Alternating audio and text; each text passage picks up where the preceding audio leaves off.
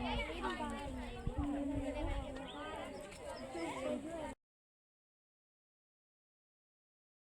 પ્રાથમિક શાળામાંથી પ્રેરણા પ્રવાસ માટે આવી છું.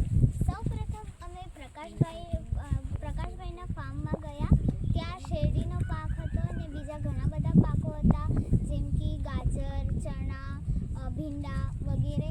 ત્યાં અમે છે તે સજીવ ખેતી જોઈ. અહીંયા કોઈ પેસ્ટિસાઇડ્સનો ઉપયોગ નથી થતો. પેસ્ટિસાઇડ્સનો ઉપયોગ કરવાથી આપણને ઘણા બધા રોગો થાય છે.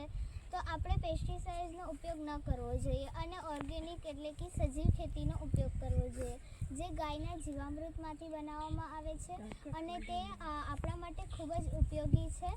તો આમ છે તે મને એ જ્ઞાન મળ્યું કે આપણે છે તે સજીવ ખેતી કરવી જોઈએ અને પેસ્ટિસાઇડ્સનો ઉપયોગ ન કરવો.